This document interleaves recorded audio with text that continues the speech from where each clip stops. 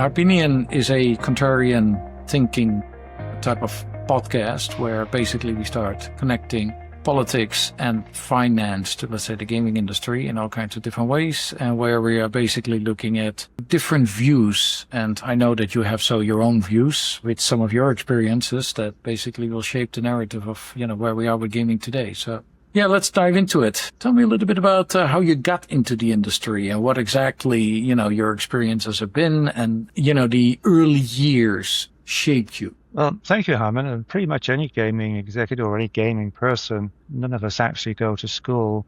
And when we're doing our A-levels or getting ready for university, actually think we're ever going to go into the gaming business. It's not something that really the careers officer advises. And I was no different. I just finished doing a 6-year stint in the Army.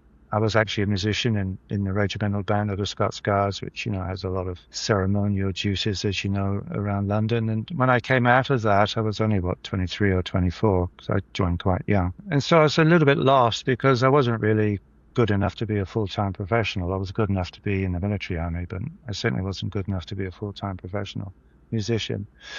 And so, I just picked up the Evening Standard, the London Evening Standard, one day, and there was this advert in jobs, in the jobs section, for trainee croupiers. So I thought, why not, go and check it out. So I went along for the interviews, which were in Upper Brook Street, which is in Mayfair. And gosh, there was 300 or 400 people there. I couldn't believe it. I sort of thought about walking away because I'm not that sort of a confident of a person, at least not in those days. And so I thought about walking away, but I thought, no, why not? See what happens. Anyway, they were looking for 20 people, by the way. And I got the job. Well, I got my foot in the door, should I say, because they were very quick to tell me that, okay, we've picked 20 of you, but we only need 10. Okay. So it's like a 50% attrition right from the start. Well, yeah, in those days, they were pretty tough, and it was a 3-month training school. And every morning you came into school, there'd be one missing, So it was always whoever got called into the office at the end of the day was like, I wonder if we're going to see them again tomorrow. Well, unfortunately, we didn't. So, yeah, they were looking, because in those days, the industry was very, very specialized, a little bit like in France, it's so specialized and continues to be so a little bit. But, very specialized, very professional attitude, particularly as you can imagine in London in those early days. And this was in the late 70s. So, the Arabs had just hit London with all their money. And so they were very, very strict on who they were training. But anyway, long story short, one day the transport manager came into the training school and said, "Has anybody got a driving license?" I put my hand up. I was the only one, I think, that had a driving license. Oh, wow. And he said, "Look, would you mind doing some driving for us?" I said, No, of course. I was very happy to get out of the school because it was pretty boring knocking down stacks, picking them up. And they'd allocated me to blackjack and, which was fine. I mean, I think I'd rather have done roulette, but anyway, they allocated me to blackjack to be a blackjack dealer. And at the end of school, when I managed to pass through, they actually called me in the office and they said, "Look, we really appreciate what you've done for us. We didn't pay you, but we'll give you the choice of which casino you want to go to in the group." And this was the Joe Coral's group, or Coral Casinos at the time, which had 4 really high-class casinos in Mayfair. And so I said, well, look, I want to go to the flagship, which was the Curzon House, which was like 5 steps down from the Playboy in Park Lane. And so they said, well, unfortunately, because it's the flagship, they don't take trainees. But you're lucky. They just got rid of the whole day shift for stealing. I ended up, getting myself into this really amazing environment in the Curzon House. And of course, after my time in the army, it was so different in this sort of place where, these beautiful women that you're working with and the clientele was really quite amazing. I mean, they were amazing clients at the time. And I still remember on a day shift, I was dealing blackjack and this tall gentleman came in and it was Roald Dahl, the author. He just liked to talk, play a little bit of black. He was a terrible, terrible blackjack player, but he just liked to talk. So, and he only wanted one person to deal with it. For some reason, he took a shine to me. So after about 10 minutes, he just said, "I'll put the lid on." Yeah. And he'd tell me what he'd been doing and where he'd gone. And he'd just come back from the Bahamas on the latest James Bond film because, he was a very close friend of Ian Fleming. So, it was quite an amazing experience for a young bloke like me. And I loved it. I just thought, wow, this is just absolutely amazing. But I'd always wanted to travel. So I sort of stuck in there for about 18 months. And I applied to go to the Bahamas because at the time, the Bahamas, Nassau and Freeport, they only took dealers from England because they didn't trust American dealers at that time. And I applied for a job in Australia because my sister was in Australia, and I just thought, I'll see which one comes through and if I can get a visa and so on and so forth. Anyway, luckily I got both jobs, but I decided that I'd go to Australia, because family down there, and it just seemed to be a longer. For some reason, it just seemed to me that it was going to be a longer deal, down there. Where was this in Australia? So this was in Hobart. So this was at West Point, which at the time was the only legal casino in Australia. And so, so I went down to there and I just loved it. It was just great. Loved Australia. I was on a 3-year visa. And then we decided that we'd had enough of Hobart. It was too cold. We'd all go up to Darwin because they had a casino in Darwin. So we drove. Right, exactly. Go to the heat. We drove from Hobart all the way up to Darwin. It took us 3 weeks, and there were 3 boys in the car, and we had this an amazing trip. So, this industry just had so many good times for me. And of course, with my choices as I've gone forward, I've been very fortunate, in a lot of times, particularly when I'd gone to South Africa and worked at Sun City and, Before we go there, let's talk a little bit about Australia. At that time, there were just a few casinos in Australia. So politically, how was that viewed? Because England already had quite a few casinos. In Australia, they were far more, what shall I say, well, not really conservative, because the Australians aren't that much more conservative, but maybe a bit more pedantic, maybe a bit more, they didn't innovate as much, or what was it? What was the reasoning at that time? Well, the big difference I saw in Australia was that it was very controlled. I'd come from a very free-flowing professional environment in London, where the dealers were encouraged to be much more professional in how they applied themselves. Competitive, of course, because, the standards were very high. So the standards were very, very high.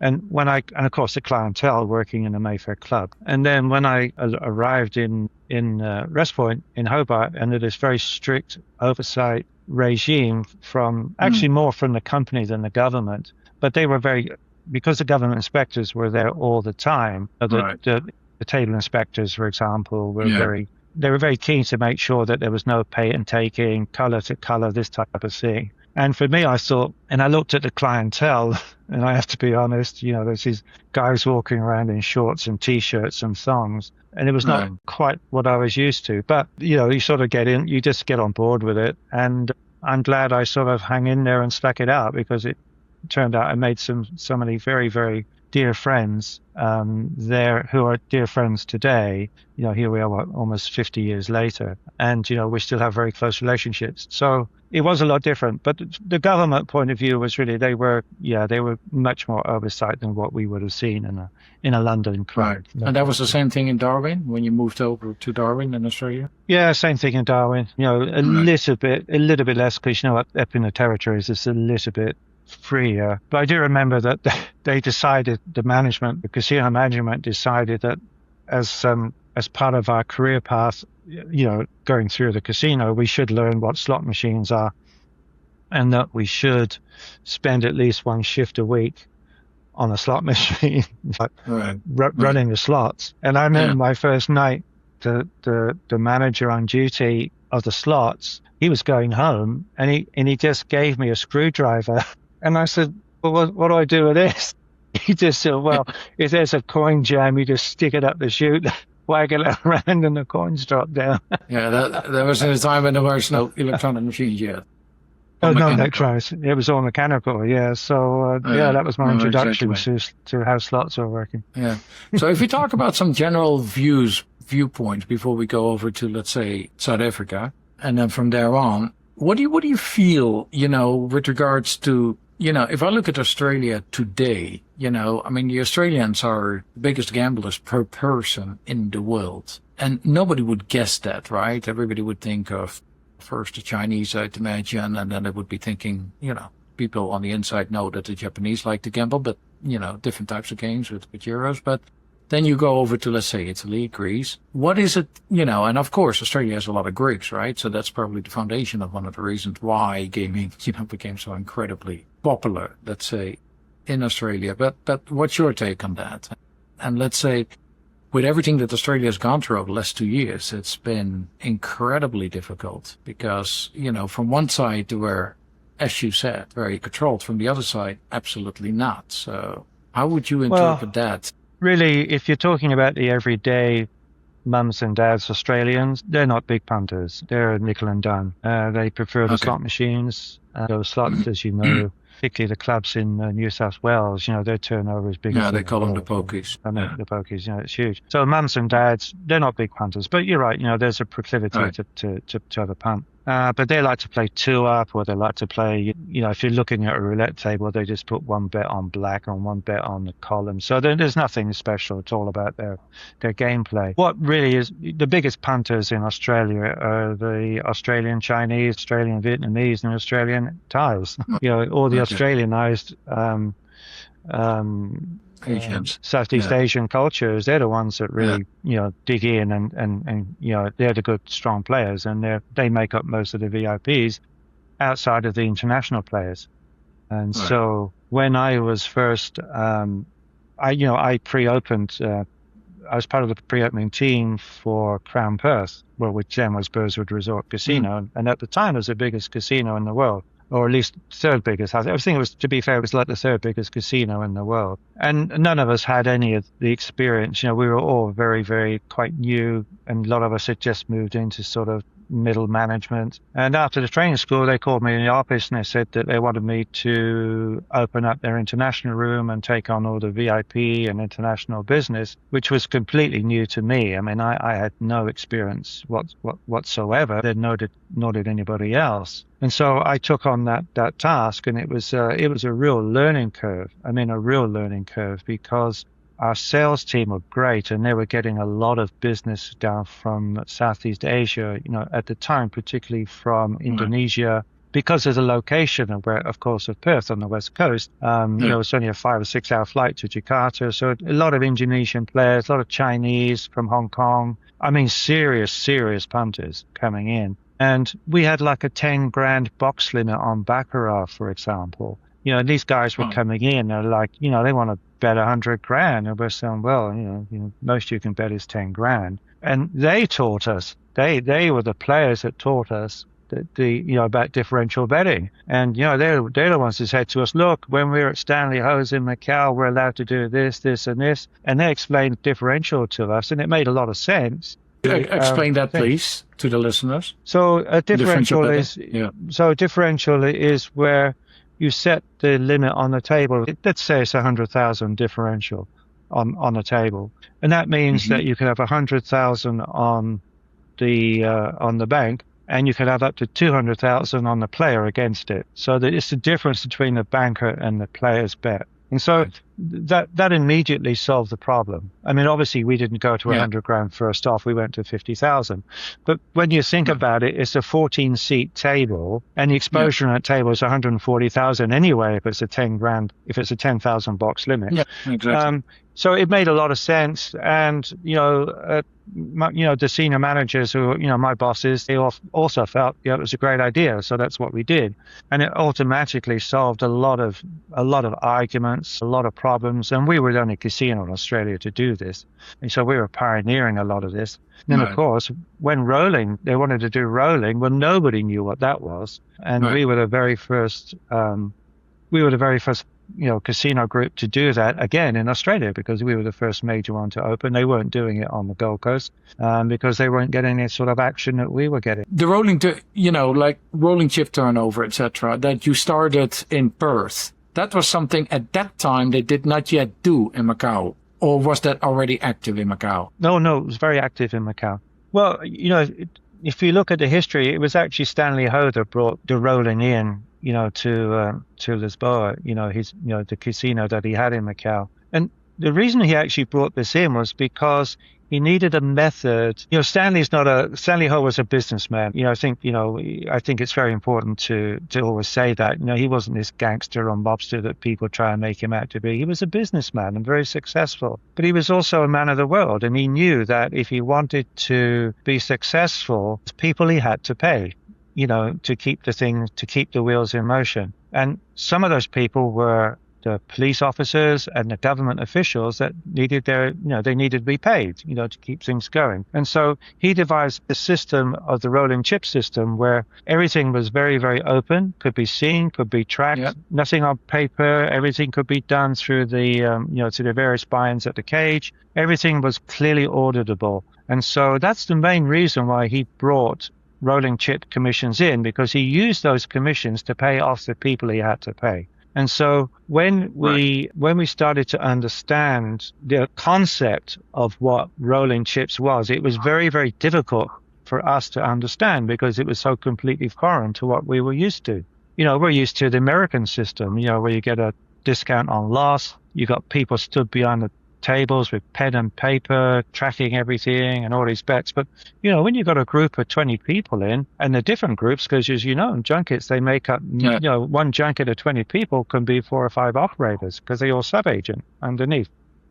Yeah. And so the concept, when it was explained to us, it was, once we grasped what it was, then we had to learn to work with it. Originally, the rolling commissions that we were paying were 3%, 3%, 3%. Rolling, which, as was just like, when on a game that's got slightly above, even money hold, ludicrous. Yeah. But the idea from the owners at that time of Genting, the owners were that they wanted to buy the business, fair enough, and they were quite happy to take on the loss that was going to bring. Obviously, it couldn't last, but we did do that for almost a year, I think, from memory. But luckily, we just had incredibly lucky results. We just kept winning. And even with these ridiculous commissions that we were paying. And so it's a great tool to use for tracking without having to write anything down on the tables. It's a very straightforward system, and it works very, very well. So I think for us involved in this, we got also to learn the nuances of how it can be beaten and how it can be controlled by the junket agents. Yeah. Because they'll try and stiff you for 0.5%. Let's be specific about this, because to most listeners, this will sound quite, I don't want to say technical, but let's say a little bit different from what they're used to in many other countries. This is a typical Asian setup with regards to rolling turnover, with regards to the junkets, and with regards to sub-agents. So maybe 101, explain how that works. And the reason I like that emphasis is because basically it was incredibly popular, made, gaming in Asia extremely large, and suddenly it exploded in the sense of that the government started to interfere and therefore, limit a lot of this, including, in Macau. So maybe, it's a very interesting way that let's say Asian gaming grew. Well, I think the easiest way is just to look at it from a high level. And from a high level is that when junket groups arrive, we only deal with the operator. We don't deal with the other 20 people that are in the group.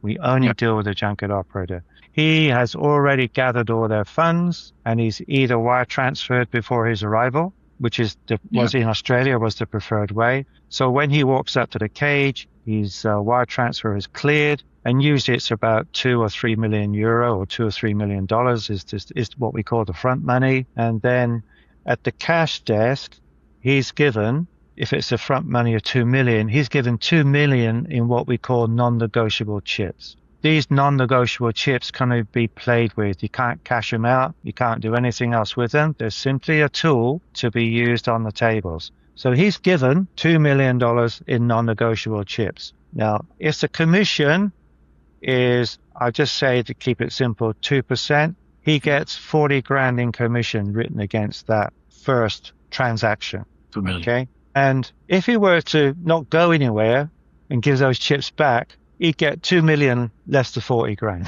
because they haven't done anything with them. So he wouldn't get 2,040,000. He'd only get his 2 million back. So he then takes those 2 million non-negotiable chips away from the cash desk. He goes to his players and he distributes all those chips to his players. Whatever they've bought in for, he gives them a non-negotiable. Now the players go to the table. Now we've got 2 floats on the table, non-negotiable float, negotiable float. In other words, the standard chip float that you would see on a table and the non-negotiable chip float, because people want to do color change and things. So when the player starts playing, they only play with non-negotiables. They don't play with cash chips, because if they play with cash chips, play for cash chips, they don't get commission. So when they place their bet with a non-negotiable chip, if the bet loses, comes into the float, gone. If the bet wins, it gets paid with cash chips, okay? They then take those cash chips away, put them on the side, and as their play continues and continues, if they're winning, their cash chips will build up. What happens next is the junket agent comes around the table, he takes all those cash chips, bundles them all up, and takes them back to the cage to buy more non-negotiable chips. And every time he buys more non-negotiable chips, he gets paid his 2% commission on a rolling sheet. And that's how it goes all the way through the visit. In, out, in, out.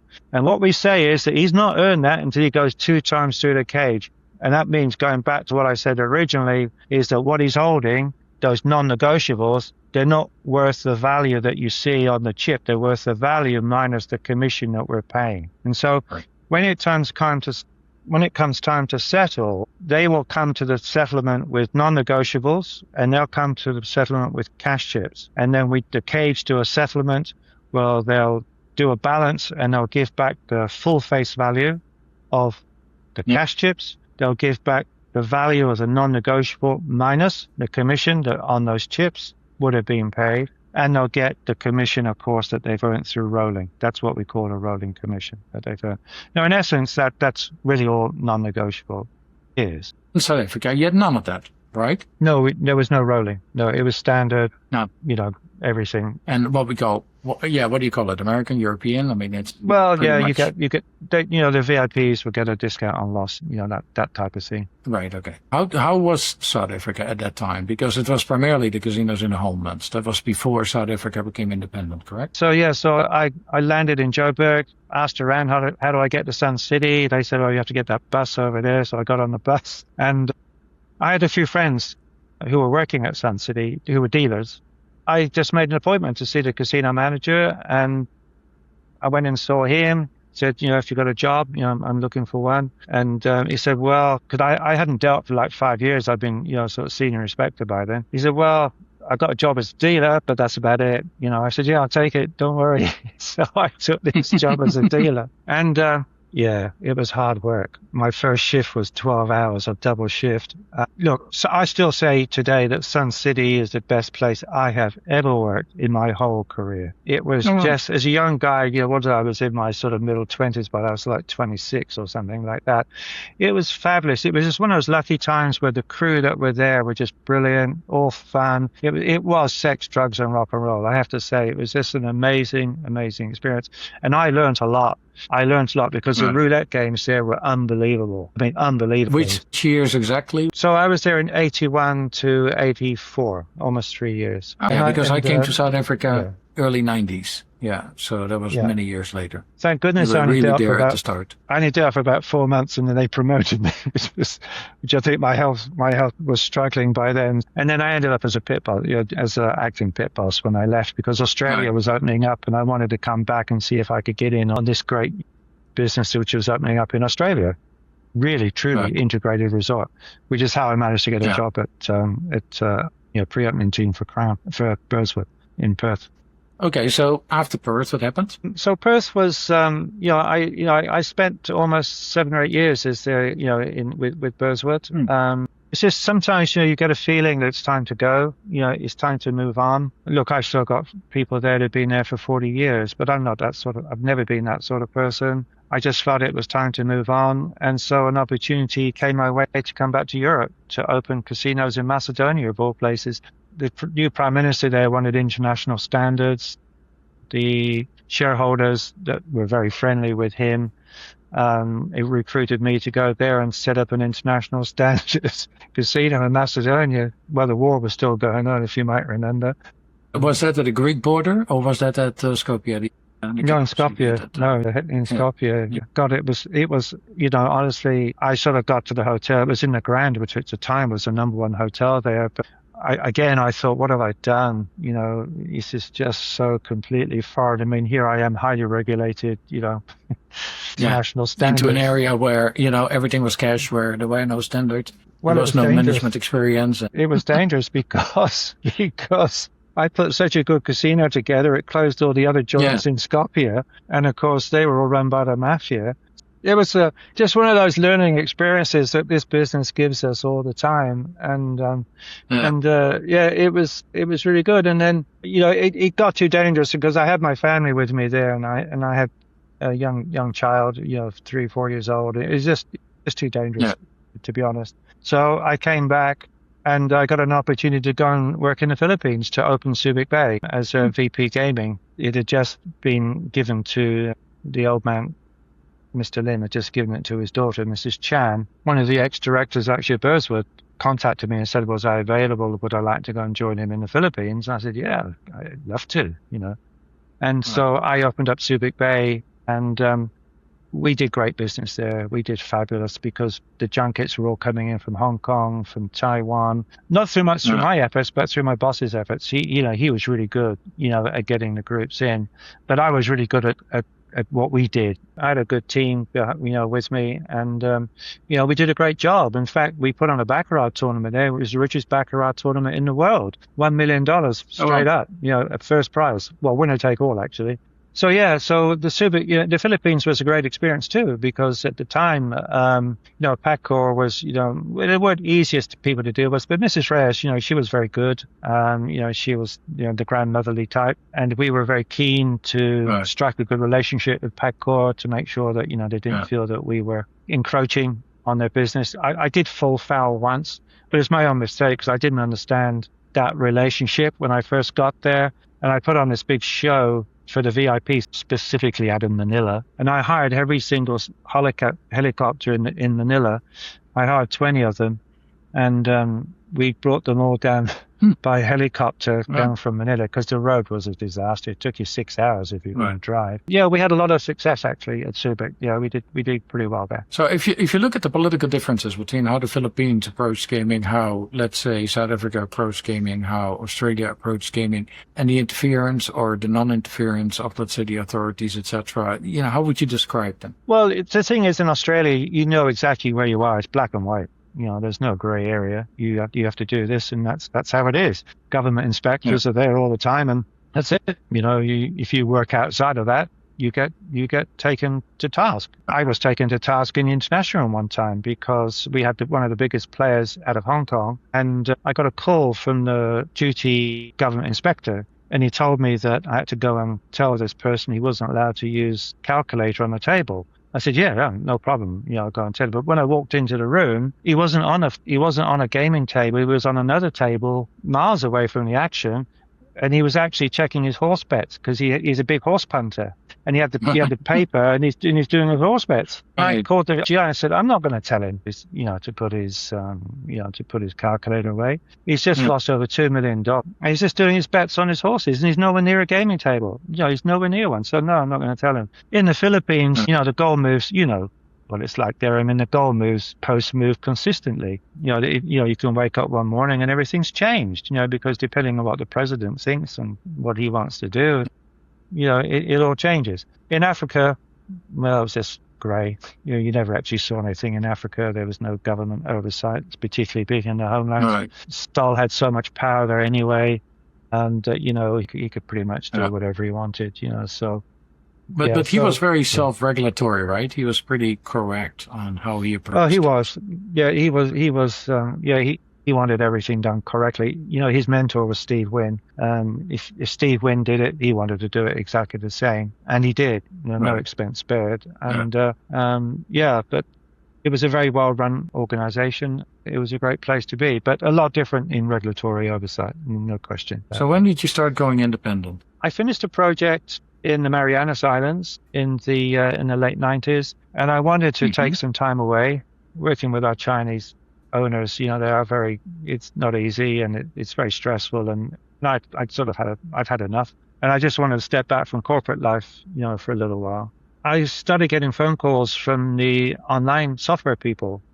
At that time, it was just starting, very much at the sharp end. And they just wanted some help, some guidance, consulting work, just basically, is the UI UX correct? They wanted to have an understanding about the risk management tools that we work with and how that might be incorporated into their back office tools. So I sort of thought, well, there's a bit of a consulting role here for me. And it was completely different to what I was used to in terms of how we work in land-based. And it was a new industry, brand new. And I'm often asked, what was it like, in those early days? If you can recall dial-up, that was all we had to work with. And look, yes, it was Wild West. Of course, there was no regulatory oversight at all. And there was no licensing, but it was so dynamic. I mean, people were just absolutely revved up. Young guys, really wanting to take this to the far reaches. Where's this new industry going to take us? As we were just saying before, Earl's Court had a tiny little pocket of devoted to the online world. Everything else was just all land-based and slot-driven. It was just one or two people, at ICE in those days. So it was very, very new, and it was really exciting and a great thing to be involved with.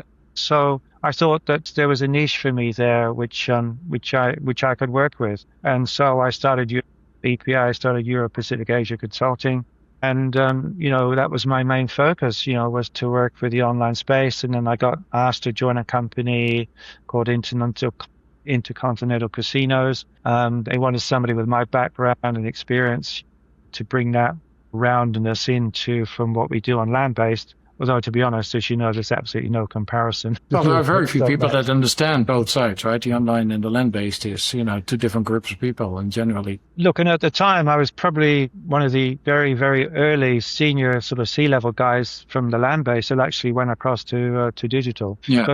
But I found it really exciting and really interesting. I liked working from home. I had a young family at the time. Yeah. And it was great for me. It's one of the reasons I didn't go to Macau, because I was very happy. I was getting paid really well. The business was good. A lot of travel. It's funny, isn't it? Online space, but there's a lot of travel involved, because you still have to sit down across from people as we do in this industry. So deals, it was really good. Yeah, I really enjoyed it and still do. So I want to talk a little bit more about Vietnam. Vietnam was a very interesting exercise that you had to go through. So maybe you can explain a few things around that, especially because of the fact that there were no locals allowed to gamble at that stage. Well, Ho Tran, which I was president of, was a beautiful property. And if it... This was... Which years? Just so we're on the timeline. Let me think. It would have been 2000, just after Macau, 2014, 2015. So about 10 years ago. Yeah. A wonderful property. I mean, beautifully built, finished, great location. In those times, it was about a 4-hour journey from Ho Chi Minh. So, it was still quite a drive. It's a lot different now. But, a beautiful property. It's a real challenge when you have to rely on international business only in terms of the casino floor. And the Vietnamese, they don't really do conferences. They do conferences, but they only do them one day at a time. They don't come down. They don't do a 3 or 4 day deal. So you're really so the MICE concept didn't work. Yeah, the MICE concept didn't work. And then you're sort of stuck with all the challenges and the red tape that you have to go through with the government in terms of payments. You couldn't even issue a winner's check to a person. They had to take cash. You couldn't arrange a wire transfer for them. They had to do all that themselves. So it was, and there's a restriction, I think, of 5,000 US you can't take out of the country. So, very, very, very, very challenging environment. It's not easy. And when I arrived there, the team that was there were very splintered. The management team were not really sort of coordinating with themselves. I think they've had a little bit too many changes, as is the way in most Asian-facing or Asian-managed businesses. There was a lot of empire building going on. So, sort of my focus was to sort of try and bring the team together and to work through the challenges that we faced. And we did. I brought in people that I trusted. and we turned it around from a $5 million burn a month to break even in less than a year. So I was very happy with the results that we achieved. We brought mega acts to Vietnam, which had never been done before. I brought one of the world's biggest bands at the time, Above and Beyond. I mean, these guys filled the stadium in like 20 minutes in Madison Square Garden. And we brought them down to Ho Tram because my belief was entertainment is a big aspect of what we do. Yeah. And we had to put Ho Tram on the map, and the government had to be, we needed to help the government get on a better footing with us because they were still they still had a bad taste in their mouths from what had happened with MGM, to be honest. And the Vietnamese are a little bit difficult. They don't forgive easily. Yeah. So it was very important that we did these sorts of things. So politically, how did that exactly work? I mean, it's a communist government. It's but look, politics. Yes, politics was very difficult. We used to deal with the Ministry of Finance on a one-on-one, and we actually all went to Hanoi to meet with the president one time because we were trying to get access to locals, and we were trying to get this relationship repaired as best we could. And look, they're very nice. They're very open, and they're very they try to be accommodating. But there's also something behind. You can feel it when you're talking to them. There's always something behind. Yes, they're trying to be accommodating, but you're going to be very difficult to get something approved. I wanted to put proxy betting in because proxy, as you know, was hugely successful throughout Southeast Asia. One time, I don't know if you know, but in Macau, when proxy was going in Macau, that accounted for more than 10% of Macau's total GDP. And that's what we know. Well, that's exactly. There are some other numbers. Yeah. So I wanted to bring proxy in. So the Vietnamese government is very, very, very anti-digital online. Very anti. They don't even want to hear about it. So it took me 3 or 4 meetings with the Minister of Finance, and to sort of sit down with him and say, look, this is not. Yes, okay, the player sees a live stream on his laptop, but he's not making a bet from his laptop. It's like a marketing exercise as far as we're concerned. He's giving instructions to a person on the table to make the bet for him. But eventually they came around and they said, okay, we'll allow you to do it, but you cannot advertise anywhere, which you couldn't advertise anyway. So that was no big deal for us. Yeah, look, I put it in, and within, I think, 4 months, it contributing 30% to the bottom line. Right. The government they will help if they can, but equally on certain issues and on certain things, they're quite difficult to deal with. Yeah. And one of the biggest challenges, which I think we've talked about before in Vietnam, is that there's no gaming authority. Everything's done through this, through degrees, through these degrees that they have. They don't have a gaming commission, which is always a problem. That's a good point. But I mean, there is almost no gaming commission in all of Asia, right? You have the Philippines, of course, with Baccarat. We're not talking Australia, obviously, it's all there, New Zealand. But, when you start looking into Southeast Asia, you start looking into, Taiwan, South Korea, Japan, none of it. Right? You must have a gaming commission. It's really key. It's a key part of the process. When I do feasibility studies for clients, first thing I look at is the key point I look at is what the political structure is, and how difficult it's going to be, what's happening with that, and that's before we even start all the forecasting and everything else. So it's a key point to have, and they still don't have it. Completely agreed. I always have that, found that extremely difficult when they don't. I mean, I operated the casino in Kyrgyzstan, and that was a nightmare because again, everything changed continuously. Politicians change, they have their own views, and politicians are in power and don't change rules, right? So before we, we're already at it for a bit. This is really interesting, but let's talk a little bit about what you're doing now with your digital strategy, because you have a very particular product and a very particular point of view as to what you think needs to happen, even for governments that don't really want to go digital, like you just mentioned, with regards to Vietnam. But it's kind of interesting to say this could be a good foundation in order to start from. So maybe you can explain what exactly it is and how you want to go about it. About 7 years ago, I was asked to write a white paper on social gaming. And I'd been an operator in the online space, as you know, for a number of years. And I'd also been an investor in the same space as well. And every online casino has a play for free. And they're a waste of time. Yeah. They don't convert. You're either a free player or you're not. But, they take a lot of money. You still need resources to have a play for free. You need support services, follow-up, and everything else. But they don't work. So I went into this sort of with a bit of a closed mind, if I'm honest with myself. But when I started to do the research and started to look at where social gaming had evolved and was continuing to evolve, I really couldn't believe what I was seeing. I couldn't believe the numbers that I was seeing, how the modeling had completely morphed into something which had become completely social. Yes, casino games and everything else, of course, are in there, but the gamification and the monetization tools which are being used successfully and what actually make them quite addictive. There's no other word you can get away from. These social gaming platforms do become addictive. I couldn't believe that people spend $1,000 a month to win nothing. I just was really, wow, couldn't believe it. And then I looked at, the revenue is multi-billion-dollar a year industry. You don't need to be licensed because it's not considered gambling. No licensing required. There's no jurisdiction anywhere that currently requires, because, provided you don't do any cash payouts, it's not a gambling product. So I found it really interesting. And when I finished the white paper, it was published, it got a lot of, got a lot of feedback.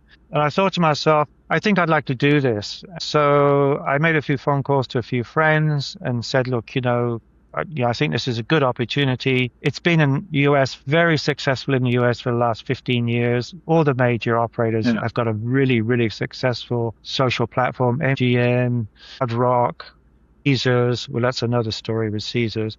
And, they're all incredibly successful. Rush Street, doing great business with their social business. And so I thought there's nothing in Southeast Asia. There's nothing. All Europe, there's nothing. These two major regions, there's no social. Somehow everybody thinks that it's not going to work in those territories because we have a lot of online gaming or a lot of, let's say, gray market gaming, what people are used to. And, unlike, for example, the Americans basically feel that on the disposable income, it's an entertainment calculation, right? If I spend X amount, having fun on the games, I don't necessarily need the payouts because if I do it for real, I'm going to lose money as well. So, what's the difference? It's actually a little bit different to that, Harman, to be honest, because we know that up to 80% of visitors to an integrated resort, they don't gamble. They go there to visit the property. They go there to enjoy the food and beverage outlets. They go there for shows. They just go there because they enjoy the experience, but they don't gamble. And we see that more and more and more today. Today's demographic, they're not interested in sitting down at a blackjack table. They want to be entertained. All of these 80% or majority of them all join a property's loyalty program, which is all linked back to the gaming floors because they want to earn points at the various outlets. Not gaming, but they go to an outlet and you should know they get points. They get points if they valet park their cars on their loyalty programs. So the casinos are all beating themselves around their head how they can get that 80% into the casino to gamble. They never will because they are not gamblers and they will never become a gambler. And this is where the Americans have been so successful in their social gaming platforms because they target that 80% that will never be a gambler, not to convert them to be a gambler, but to convert them to a completely independent revenue vertical. Those 80% who only spend $5, $10, $20 a day or a month because you're looking at volume-driven business, they're a completely non-gambling product. And the operators in Europe and in Southeast Asia, the light bulb still hasn't come on. They still don't understand this independent vertical. They're still thinking that they can convert that market into becoming gamblers. They won't. They never will because they're not ever going to be gamblers, but they do enjoy going to the property. They do enjoy the brand. They trust the brand. And so what we decided to build was a B2B social gaming ecosystem. And the ecosystem that we built is completely not white label. And I want to be very specific about that because I used to run white labeling modeling in my online businesses. It was my main revenue producer. And this is what most of in fact, pretty much all, apart from one, I think, in the Southeast Asian casino operators do. They've all gone down the white labeling path with third-party providers. There was just one in the news 2 days ago. Large resorts, 3 large resorts have gone down this path with using a third-party provider. Now, that's okay for them now because they see it, well, we don't have any understanding of what this business is. We don't have the right people on our team to really make this work. So, of course, it's a natural instinct. Well, let's go with a third-party group, not very expensive. We'll get up and running within, 6 months, and we'll give it all to them to do. And I can understand that sort of rationale. But as a shareholder and as a seat and as an owner, I'd be very disappointed in that sort of thinking, because what happens is the third-party providers or the white labelers that you've just partnered with, they own your database because they have control of your database. You're given the most critical part, the most valuable part of your business in the online world is your database. That's what you spend all your money to accrue. When you come to sell, that's what people are paying for, the database and how many users you're using. Exactly. They're giving all that over to the that can change everything else around it. It's clear. It's absolutely clear. And then forget about it, even with that, and then you get into the financials. All of these third-party providers have minimums. They'll have monthly minimums that these properties will have to pay off the top, not off the bottom. So everything is always off GGR. So they have monthly minimums they've got to pay. They'll have to pay all the payment processing fees which are being used. The property has to pay the tax to the government. So at the end of the day, the margins go from should be around 80%, go right the way down to maybe 18% if they're lucky. And they will never make any money from this business because they got it completely wrong. They've got it's completely out of whack with what they should be doing. And I've spoken to these guys, and I hear these guys at the conferences. You and I have sat together in the conferences and heard this thing. And, the CEOs and the presidents all come out and say, well, it's a branding exercise, when they're asked about their digital business. It's nothing like a branding exercise. It should be viewed as a completely independent vertical, whether that's an online casino or if it's a social gaming business, as we deliver. Exactly. And the benefits with a social gaming business are the government support it. Payment providers don't have, if you're talking about the Philippines, Mayorcash and Gcash are all allowed to be used on a social gaming platform. And they don't even need to use casino games to be successful. They don't give away any prizes if they don't want to.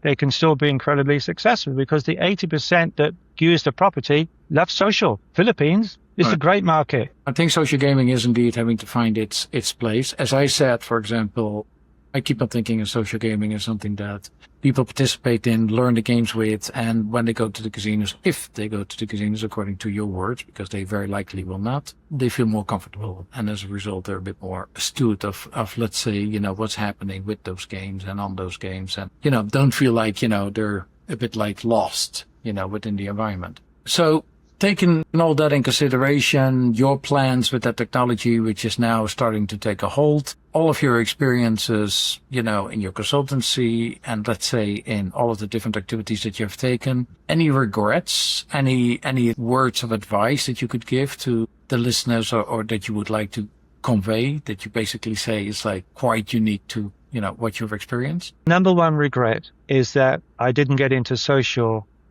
15 years ago. Number one regret, because some of my colleagues who got into social 12 years ago are now multi-millionaires, and their social platforms are delivering 600 to 700 million euro a year net. Primarily, but we're primarily talking America, don't we? True, primarily America, but I could have gone into America, no problem. Yeah, that's probably honestly, everything I've done. I look at the land-based at the moment is stagnating. The land-based casinos are stagnating. It's going to be a very tough future for them unless they sort of get their act together. It's going to continue. Many, many challenges. I mean, if you're talking Philippines, it's just one challenge after another. They haven't even brought in the minimums yet that they're going to bring into the online space. Once they bring that minimum in, it's almost a death knell from most of the online businesses operating out of the land-based that have got online sites. It's going to be a death knell for them because, shareholders and owners won't sit there and take it. They're looking at what's being invested, and they're obviously going to ask the question, what on earth are we doing? Because there's one particular property that you and I know very well. The numbers that they published just recently, it's very scary what they were publishing. And the product it's a useless product. I've had my people look at it and work with it. And, one of the main features of an online, whether it's an online casino or if it's a social gaming business, is free real estate on the internet. So if you play a game, it's free real estate. You can have 1,000 of the same games, but you can have 1,000 people playing the same game at one time. on this particular platform, if you go on and play one of their favorite slot machines, if somebody else is playing it, you can't play. I mean, in today's business, whoever designed that, well, heads should be rolling. So I can't say it any clearer than that. It's just quite amazing that, I see that type of product on the floor, and then I see the numbers which they're pumping into it. So, it's going to be a very difficult time for these people and for the companies ahead. And so what do we see in the future? Well, we all know technology and we all talk technology, but it's all very well knowing technology, but you've got to understand how to use it. And if you don't put the right team in place who know how to work with technology, you just set yourself up to fail. And we see it time and time and time again. Well, I look forward to that. I think that there are quite a few changes upcoming related to, or need to be upcoming related to land-based and the use of technology, no matter if it is hybrid between what's online and offline versus, also the experience that people want to have. Younger people want to have a much more, community-like, aggressive, active, celebratory type of experience, etc. We need to deliver that, and obviously at the moment, very few do, if any. So thank you very much, Shaun. Really appreciate you being on this podcast, and I'm sure this is not going to be the last time, but really appreciate your sharing your experiences, and wish you all the best with social gaming. Thank you so much, Harman. And again, thank you for the opportunity. I really appreciate it. Harpinion brings candid conversations with leaders and experts shaping gaming's political and regulatory future. Follow or visit harpinion.com for more episodes and updates.